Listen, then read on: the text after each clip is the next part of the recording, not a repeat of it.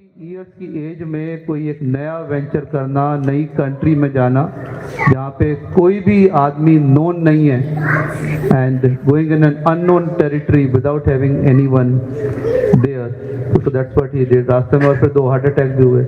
Then he was just praying कि मेरे गुरु महाराज और कृष्णा को कहा कि भाई मैं वहाँ पे जा रहा हूँ, किस पर्पज़ के लिए जा रहा हूँ, तो I don't know whether I will be alive और नो। हाँ, क्योंकि शिप जो था वो, जो वेदर बहुत रफ था, सी बहुत रफ था, एंड देन इसलिए रास्ते में 70 इयर्स ओल्ड, तो who all are 70 years old है, 1 2 3 कुछ माता जी मुझे देख रही है जो 70 प्लस एज की होंगी अपार्ट फ्रॉम महाराज। तो then like he prayed to Krishna and then like Krishna appeared, and then उसके बाद वो कैप्टन पांड्या जो शिप ड्राइव कर रहे थे, उनकी वाइफ ने डायरी में लिखा कि इतनी स्मूथ सेलिंग आज तक मैंने ज़िंदगी में नहीं देखी। हाँ, कि उसके बाद लाइक बिल्कुल स्मूथ सेलिंग शिप जो है वो बॉस्टन गया, बॉस्टन में शिला प्रभुपाद उतरे और वहाँ पे कोई जानकार नहीं था। और 11 साल में जो 40 रुपए लेके गए थे, around the world he built 108 temples, and then so many more than 50,000 people like started chanting this, और उन्हीं की कृपा से आज हम यहाँ पे भी दुबई में बैठे हुए ये प्रोग्राम्स कंडक्ट कर रहे हैं कि जो भगवत गीता भागवतम का अध्ययन कर रहे हैं एंड ये दामोदर आरती का प्रोग्राम कर रहे हैं। तो he is the one, and today is the disappearance day of शिला प्रभुपाद। तिरोभाव तिथि है उनकी आज। तो 1977 में जब उन्होंने शरीर छोड़ा था। तो today is a special day. Kartik तो वैसे पूरा स्पेशल है, but today is very very special day. तो महाराज, कमिंग बैक टू महाराज, His Holiness Bhakti Vigna Vinash Narasimha Swami Maharaj, he met Srila Prabhupada in London in 1971. A year later, he received second initiation, Brahminical Diksha. He has been preaching for over last 25 years in Asian countries such as India, Philippines, China, Taiwan, Singapore, Hong Kong, Malaysia and Thailand. Through his years of preaching, he has given countless souls practical guidance and deep inspiration. Taking sannyas in Mayapur in 1994 from His Holiness Tamal Krishna Goswami did not mean much of a change in his lifestyle. Since Maharaj has always been strict in his sadhana. Whoever gets to know Maharaj admires and respects his sincere and faithful practice of chanting the holy names of the Lord. He truly walks his talk. Maharaj has been teaching with the Mayapur Institute since its inception. So we welcome, so then with a big Hare Krishna, we welcome Maharaj, and we would like to hear from him that what all he would like to say. So then around 25 minutes Maharaj will speak, and the great sannyasis, we are very very fortunate that we meet such sannyasis whose only purpose is to spread the glories of the holy name. They do not have any other material attachment. So then this kind of a sannyasi, particularly like in Dubai, जहाँ पे Dubai में सब लोग माया के चक्कर में आए हैं कि हमें कुछ अपना बैंक बैलेंस बढ़ाना है। हाँ, बट ठीक है, बैंक बैलेंस बढ़ाएं, लेकिन कृष्णा के साथ बैंक बैलेंस बढ़ाएंगे तो then it's the best. Let's chant Hare Krishna mantra and welcome Maharaj. Hare Krishna, Krishna Krishna, Hare Hare, Hare Rama, Rama Rama, Hare Hare. Once more, Hare, loudly, Hare, with full energy. Krishna, Hare, Hare Rama, Rama Rama. Once more, with full energy. Hare Krishna, Krishna Krishna, Hare Hare. Hare Rama, Rama Hare Hare. We also welcome His Grace Vrajnandan Prabhu, जो महाराज के साथ में, महाराज अभी श्रीलंका से आ रहे हैं. He went for a Ramayan Yatra taking some devotees. So Vrajnandan Prabhu is from China, disciple of Maharaj, and coming. China, living in Australia. China, living in Australia, yeah. Sorry. And Chinese body from Malaysia. And we also welcome Nand Kishore Prabhu. तो ये तो हमारे Dubai वाले ही हैं. So who is brought Maharaj, and over to Maharaj. Thank you. Hare Krishna. Om Jnana Timarandasya Jnanandjana Shalakaya Chakshura Militam Jena Tasmai Shri Gurave Namaha Vanchakalpatarubhyasya Kripa Sindhu Bhaivacha Patitanam Pavanebhyo Vaishnavibhyo Namo Namaha Nama Om Vishnu Padaya Krishna Pristaya Bhutale Srimati Bhakti Vedanta Swamin Iti Namane Namaste Saraswati Devi Gauravani Pracharine Nirvishesha Shunyavadi Paschacha Desha Tarine Jai Shri Krishna Chaitanya Prabhu Nityananda Shri Advaita Gadadhar Shri Vasadi Gaur Bhaktavinda Hare Krishna, Krishna Krishna, Hare Hare, Hare Rama, Rama Rama, Hare Hare. So we're in the middle of the auspicious month, which we call Kartik. And during this month, of course, there are many festivals. Just a few days ago, we had Diwali, and many lights are everywhere. In Dubai, we're seeing a lot of decoration. Diwali, Festival of Light, and we also celebrated the Govardhan Hill, what is called the Festival, Annakut, a giving of grains, offering of grains, and commemorating Lord Krishna's pastime of lifting the Govardhan Hill. So, as well as that, during the month of Kartik, we observe the worship of the Lord in a form known as Damodar.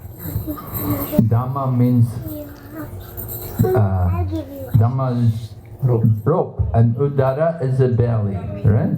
So Damodar, one whose belly is bound by ropes, and you can see there on the right there. There's a picture. Mother Yashoda has got ropes and she's tying Lord Krishna with the rope. So this festival is very auspicious, and we celebrate it every day for the entire month. So very special, you know, like other festivals, they're over in one day. Diwali is just one day, and Janmashtami one day. Gaur Purnima, Ram Navami, these festivals, they're all over in one day. But the Damodar, this month of Damodar, we're celebrating every day for the entire month. Thank you. Okay. And we observe it by offering lights. You can see we have a number of ghee-wicks there prepared. And these ghee-wicks are very nice to offer.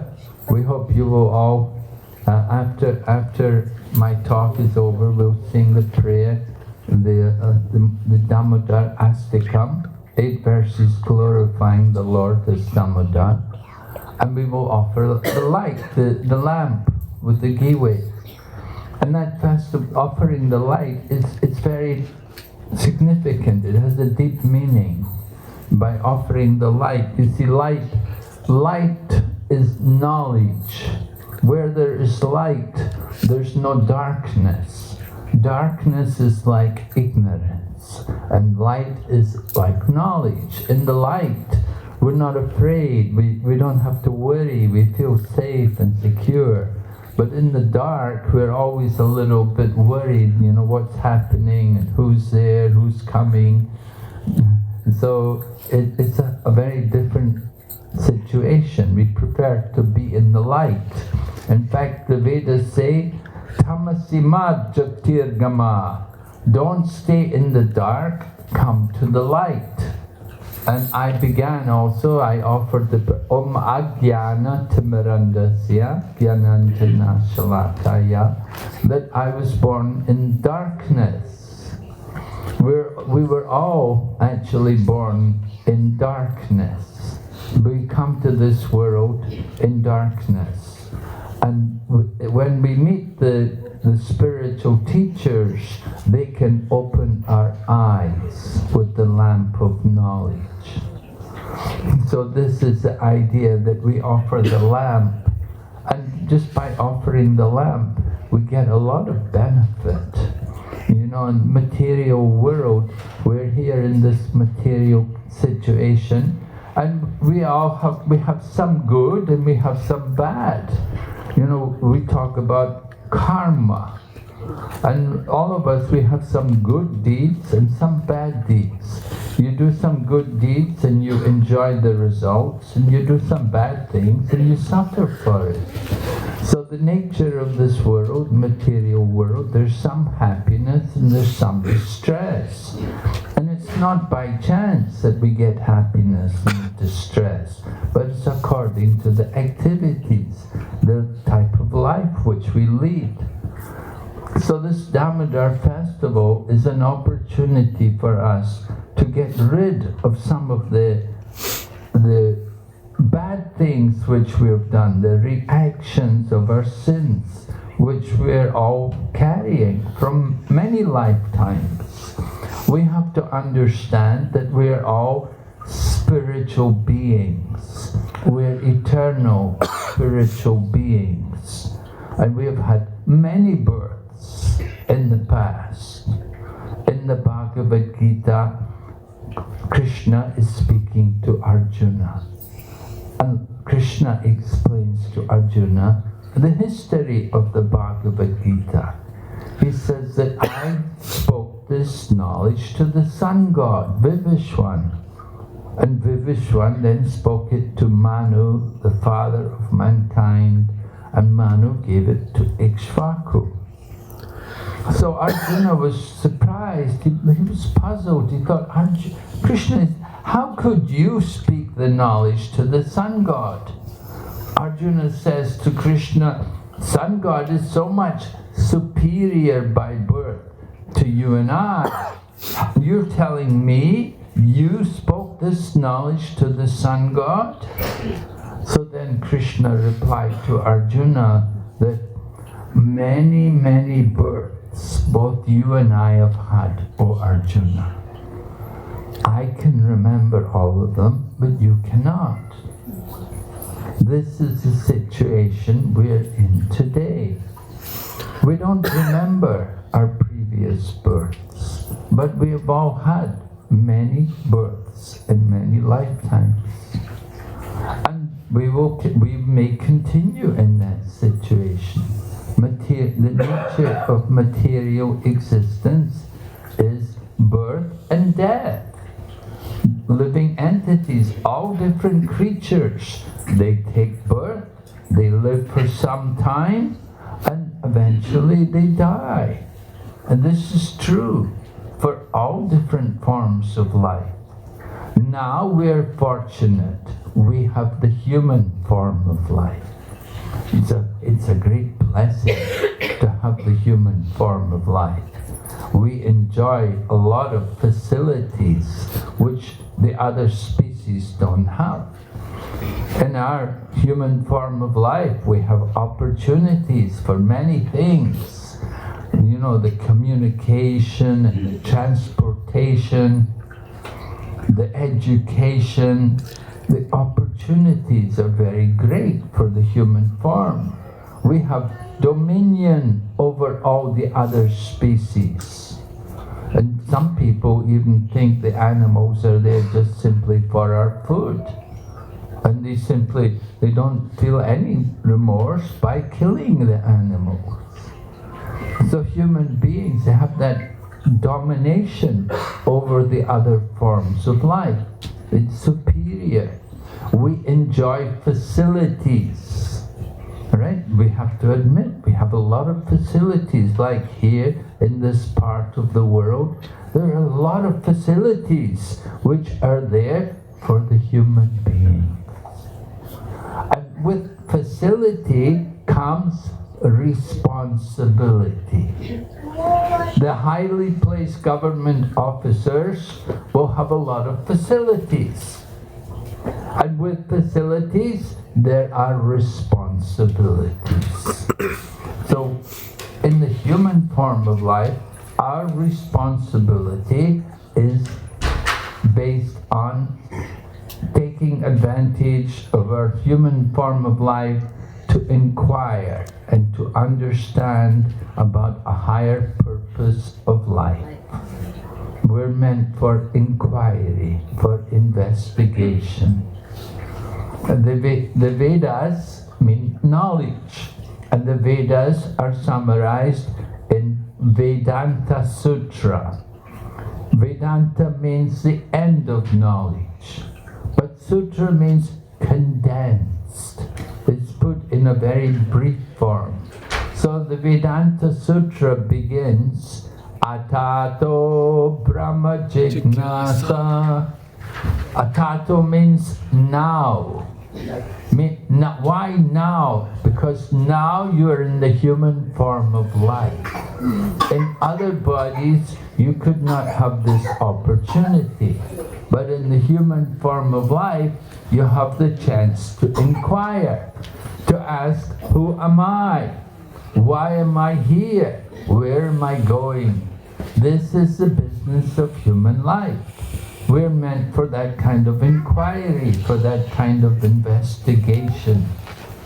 So the Vedas begin like that, Vedanta Sutra begins like that, to ask, to try to understand some purpose behind our existence. You know, often people are so caught up in the material life, they don't think there's any higher purpose to life than just eating and sleeping. And they think the goal of life is fulfilled if they can fulfill their belly and pay the bills.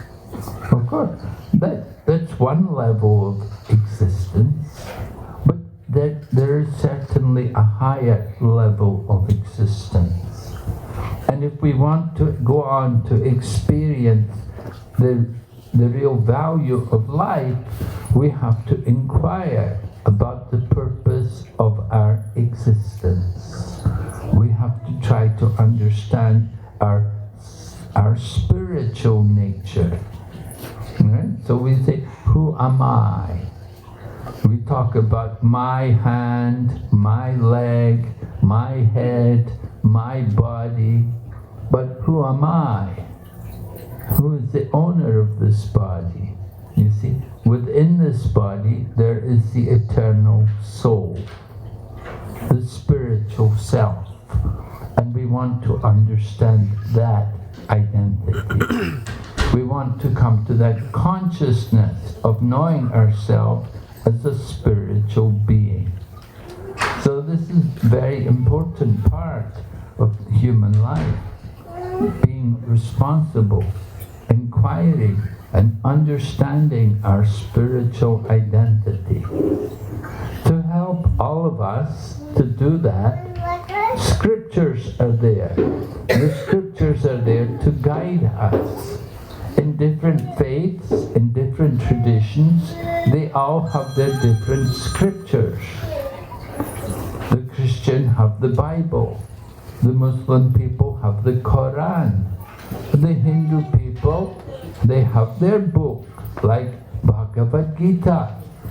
The Sikh people have their Granth Sahib, right? Everyone has their different books for spiritual progress, to advance to the higher level of life, to answer the problems of existence. So human life is very special. Human life is different from the animals. The animals don't have religion. They don't have anything. They have only eating and sleeping and mating and defending. And if we limit our life to these four activities, then there's no difference between the human and the animal. We become simply dvipada pashu, two-legged animals. Although you could say this part of the world we're running on 4 wheels rather than 2 legs. Of course, the dog also runs on 4 legs, and the business of the dog is the same: eating and sleeping, mating, defending. And we're moving on our 4 wheels, but if our business is simply those things, that is the animal propensity of life. We're not meant to just live on the level of the animals. We're meant for something higher. And that higher existence comes about when we start to inquire and to understand our spiritual existence. To help all of us to awaken some spiritual consciousness, we encourage people just to chant the mantras, to chant different names. And in different religious traditions, people do that. It's common for people to chant mantras. And the Buddhists will chant, the Muslim people, they also chant, the Christian people, they also chant. Everyone has got their different prayers. So in our Krishna conscious practice, we also have a mantra. We have a very simple mantra, which is just made up of 3 words, and you all know it. You heard the devotee just a few minutes ago. He was chanting so nicely there, playing the harmonium. It was very melodious, very attractive and captivating to hear the chanting of the Maha Mantra. Mantra. Man means the mind, and tra means to free. We want to free our mind. Free our mind from the anxiety of material life. There's a lot of anxiety here in this material world. Everywhere. Especially here in this part of the world. There's a lot of anxiety. Although it appears comfortable and opulent, but there's always anxiety, because everyone has to worry about old age and disease, and ultimately death is there. The saying goes, as sure as death, and death is sure. We cannot avoid. We have taken birth, and the same way one day we will have to die. We have to give up the body. Are we preparing for that moment when we will leave this world? We have to prepare. How to prepare? People often don't know.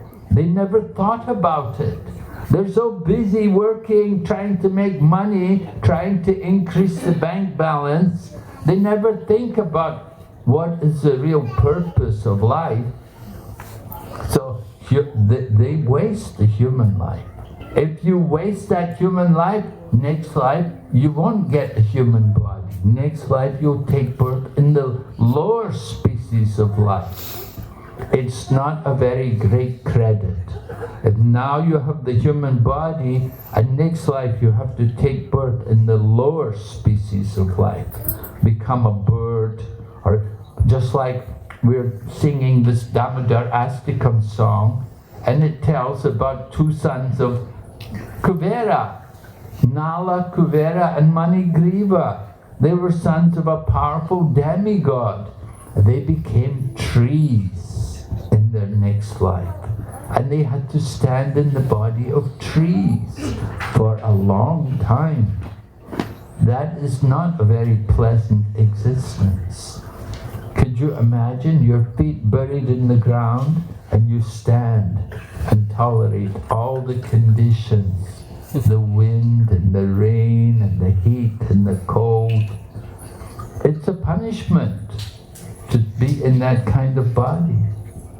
And that's what happens to people when they don't make proper use of the human life. So we don't want that to happen to us.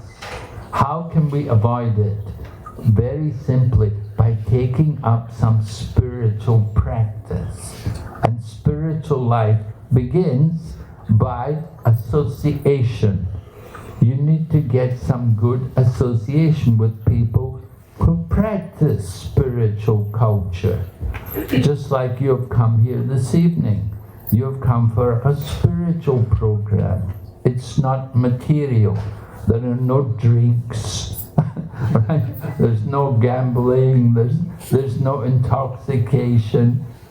Not in the material sense. But there are higher things, higher pleasures of life. And there is happiness, real happiness. Someone told me they thought that drinking alcohol was happiness. I said, that is not happiness. That's the illusion of happiness. You want happiness, you have to experience the self, the spiritual self within. So spiritual happiness can awaken by recitation of mantras. That's one way which is very much recommended in this age. And there are many different mantras to chant. We're introducing the Maha Mantra, Hare Krishna mantra. We follow the teachings of Chaitanya Mahaprabhu, who came to teach everyone to chant the holy name. But you can chant other names. There are many names of the Lord, but they have different powers. Just like Lord Shiva told his wife, Parvati, Parvati was going to chant Vishnu Sahasranam. Vishnu Sahasranam means the 1,000 names of Lord Vishnu. So Lord Shiva told his wife, Rame Rame Namo Rame Sahasranama Bistuyam Sri Rama Nama Varanini. He says to Parvati, my dear Parvati, my dear wife with a beautiful face, he said, don't waste your time to chant the 1,000 names of Vishnu. You just need to chant the name of Lord Ram. Lord Rama's name, one name is equal to 1,000 names of Vishnu. So there are different names you can chant. Some people like to chant Vishnu Sahasranam. Some people like to chant the name of Lord Rama. It's become very popular since they opened the temple in Ayodhya. A lot of people are going there, and more people chanting the name of Lord Rama. Become very fashionable in the last year with the new temple there. But actually, 3 names of Lord Rama is equal to 1 name of Lord Krishna. The Shastra also state like that 1 name of Lord Krishna is supremely powerful. So 1 name of Krishna is equal to 3,000 names of Lord Vishnu. So different names have different potencies. It's up to you what you would like to chant. Some people like to devote themselves to Vishnu, some people like to devote themselves to Lord Rama, and some people like to chant the names of Lord Krishna. But whatever name you like to chant, do it with love and devotion. That is the important qualification. The mood in which we want to chant. That we're doing this chanting, we're not doing it for any material purpose. We don't want to get paid for it. We're not looking to get anything material out of it. We're doing it for our spiritual purification. If we will purify ourselves, then we can experience the higher pleasure. The pleasure of the soul. What is the nature of the soul? Sat Chit Anand.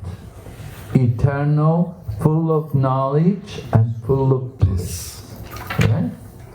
We all want to have Ananda. We want to have that bliss. You don't get it just by paying some money. We like to buy things. We think money can buy everything. It's not true. You want to get the real spiritual pleasure. Your money won't help you to get it. You have to have bhakti, devotion. That mode of devotion is the real qualification necessary to get the higher pleasure of life. And that experience can come to all of us. Devotion is within all of us. Unfortunately, we misdirect our devotion to different things.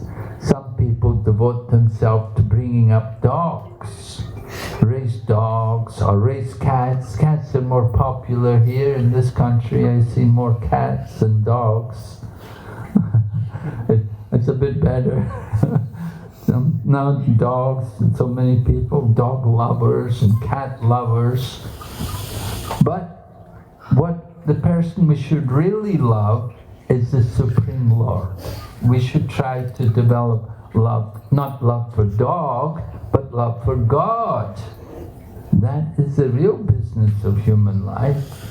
We have to understand that there is God, there is the Supreme Lord, and we have a relationship with Him. He is the Supreme, and we are His servants. We may think, oh, I'm a servant. Oh, no, I don't want to be. I want to be the master. You should understand, to be the servant is the greatest pleasure. There's more pleasure in being the servant than in being the master.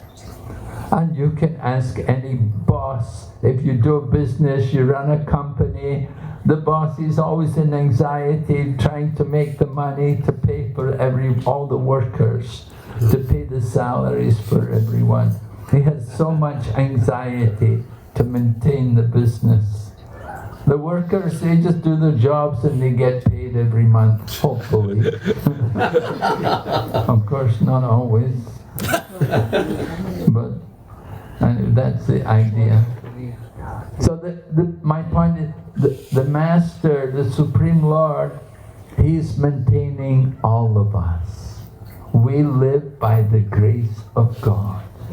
We don't live just simply by our own efforts. It's all His arrangement, His blessing.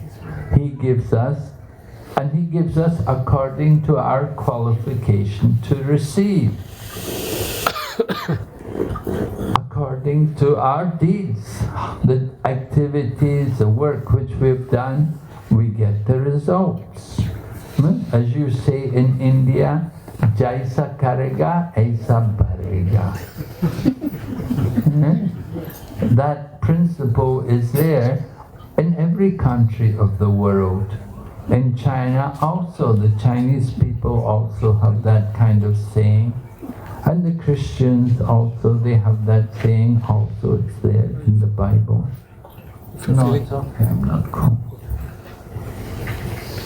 So, we are encouraging everyone to understand the importance of being a servant, developing the mood of devotion to the service of the Supreme Lord. And the way in which we can develop that mood is through the chanting of the names of the Lord. And the simplest manner in which we can introduce you to this is by chanting the Maha Mantra. We were having the Kirtan. Kirtan is one way of chanting. The other way is Japa. You can see I have a bag here, and in my bag I have my beads. I have my Japa beads. And we chant on the beads every day. We make it a practice to do like that. It's part of our spiritual life. Just as you have the material life, we have also spiritual life. And so the spiritual practices, we call it sadhana, the regulated practice of chanting the Maha Mantra. And we have also a diet as well, which we follow. Our diet is vegetarian. We don't eat meat or fish or eggs. We're vegetarian. But not just simply vegetarian, we're actually prasadatarians. Everything we will eat is prasadam. It's the mercy of the Lord. And we offer everything to Krishna. So we eat the food which is offered to the Lord, and we chant the names of the Lord. And just by doing these simple activities, you develop your devotion and you become more eligible to go back to be with the Lord, to enter into the kingdom of God. We call it Goloka. Goloka. It's a spiritual planet where there is no old age, there's no disease, and there's no death. Everyone is enjoying spiritual life in the association of Lord Krishna. And so this is the principle of Bhakti Yoga, to get free of birth and death, to get out of the material world, material life, all problems from beginning to end. And spiritual life, all blissful, eternally. And so we are given that free will. It's up to choose, up to us to choose which way do you want to go.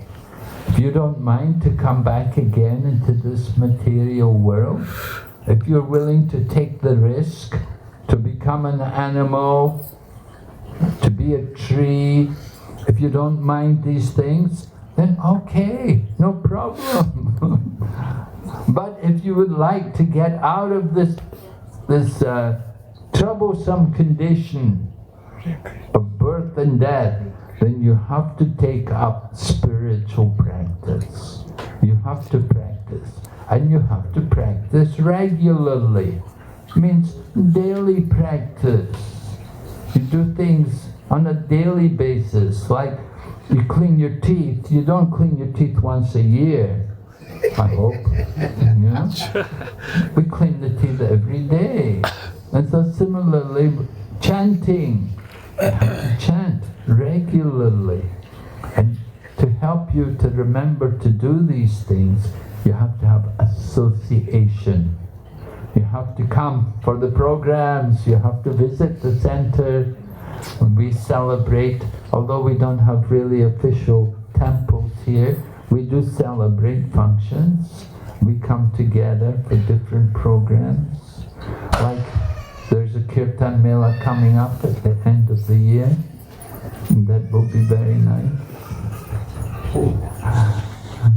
So we're inviting all of you, take up this spiritual practice. It's never too late to do it. You know, we may say, oh, wait till I'm older. No, we say Subhashya Sigram. In Sanskrit, they say Subhash, auspicious thing. You do it immediately. You don't wait. Don't put it off. Because you always say, oh, mañana, the Spanish will say mañana, tomorrow, next time, you know, give me more time. Don't put it off, don't delay. You have to see it, it's urgent, that it's required, that as soon as you take it up, the better. And the longer you wait, the more troublesome, more difficult it becomes. But it's never too late. So even at the end of life, if you're very serious and very committed, you can make a success of life. Just chant the holy name and you can achieve the desired perfection. The Shastras tell us about one man, Ajamila, in his old age. He was very fallen. As a young man, he was very devoted and pious, but somehow he became very degraded and he became addicted to many sinful habits. He gave up his chaste wife and he took a very low-class woman who was, you know, uncultured, and he was living with this other woman, not his married wife, and so many bad things. They had children, but somehow he gave the youngest child the name Narayan. So when the sinful man Ajamil was about to die, the Yamadutas came. The servants of Yamaraj came to take him to Yamalok for punishment. But then he called for his son. He was afraid. He saw these terrible looking people from Yamalok. They were frightening. So he called for his son, Narayan, Narayan. And the Vishnu Dutas came. The servants of Lord Vishnu came. And they told the servants of Yama, you cannot take this man. Why not? Because he has chanted the name of the Supreme Lord. All of his sins are dissolved. They're all removed. And the Yamadutas were defeated. They went back to Yamaraj. Yamaraj is one of the Mahajans. He's one of the authorities on Bhakti Yoga. And they requested Yamaraj, they said, is there anybody above you? Is anyone superior to you? We always thought you were the supreme. And Yamaraj said, yes. He said, there is one person above me. I am his servant. He is the Supreme Lord, Narayan. You should never go near any of his people. Anybody who's chanting the name of Narayan, never go to those people. Don't bring those people to me. They don't get punished because they're servants of Yamaraj, of Narayan rather, servants of Narayana. So all of they have no sins because they're chanting the names of the Lord. So this is the power of the holy name. Very powerful. And even you don't chant, if you're just in the association of people who chant, you'll get some of the benefit. You'll get some of the benefit. You'll get a share of their pious activity. Just like sometimes husband and wife, the wife may be devotee and the husband doesn't do anything. Sometimes it's like, so the husband enjoys the pious activities of his wife. Right? And it's a very good thing. So husband should encourage the wife to be pious, to do her puja, to be religious, to chant the holy name. And certainly the husband will benefit. So we want all of you to consider these points. It's very important for us. Thank you very much. Hare Krishna. Hare Krishna. Jagannatha Bhakti Vinod Narasimha Swami Maharaj ki jai. Srila Prabhupada ki jai. Hare Krishna Maharaj, wonderful discussions and guidance. किसी का कोई प्रश्न comment महाराज जी से कोई कुछ पूछना चाहता है? Anybody want to ask any question, any comment? सब क्लियर है, कोई डाउट नहीं है या कुछ भी क्लियर नहीं है?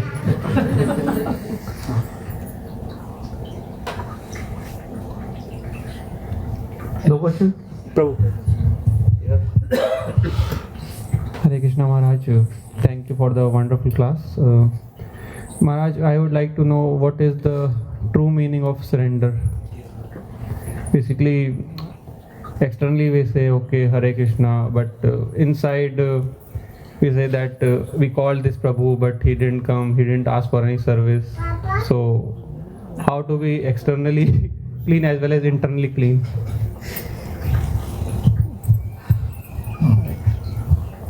Okay, so in Bhagavad Gita, of course, Lord Krishna does speak about surrender, and we are encouraged to surrender. So what does it mean, surrender? There are 6 aspects to surrender, 6 different ways in which we should show surrender. And it is described, first of all, we should accept everything which is favorable for devotional service. Everything which is favorable. For example, coming to the program here this evening, it's certainly favorable to be here and to take part in the program and to take part in the activities, to offer the lamb, to hear the discourse, to eat some of the prasadam. So these things are good. To chant the holy name, also very favorable. So the first thing is accept everything which is favorable for our bhakti. And then the second thing is to give up the things which are not favorable for bhakti. And those things are described as things like meat eating, intoxication, gambling, and illicit association with the other sex. These kind of things are very harmful for our spiritual life, right? We want to practice nice spiritual principles, cleanliness, mercy, austerity, truthfulness. And they're destroyed when we do things like eat non-vegetarian, take intoxication, gambling and drinking, and illicit connection. So then the third thing, we have to understand that we are maintained by the Supreme Lord, and He's the one who's protecting us. We're not able to really protect ourselves, so surrender means to take shelter of some superior being. The Supreme Personality of Godhead is the one who can protect us, and He is the one who maintains us also. We live by His mercy, as I was saying. And then we should have no desire except for the desire of the Lord. And we should always remain meek and humble. Surrender means to have that humility, to be humble in front of the Supreme, recognizing Him as the controller, the Supreme Personality, and we are His tiny, insignificant servants. So that is the meaning of surrender. Externally, we show it by chanting the Hare Krishna mantra, and internally, we show it by taking shelter of Him, by remembering Him, that He is maintaining us, He is protecting us, having that consciousness. So this is the meaning of surrender. Thank you, Maharaj. Question. Let's not. Hare Krishna. Thank you very much, Maharaj. So, Question.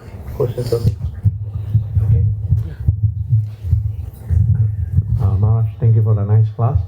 I want to ask you about the difference between material comfort and spiritual comfort.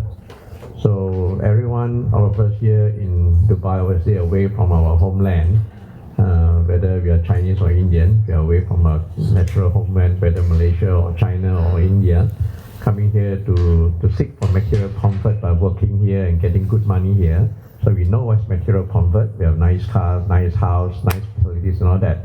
So can Maharaj share what will be if we take up Krishna consciousness? What sort of spiritual comfort can we get if we go away from what we know in our life as material comfort, from what we study in school and uni and all that?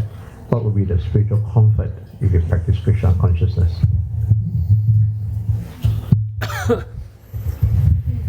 Well, material comfort is based around the body.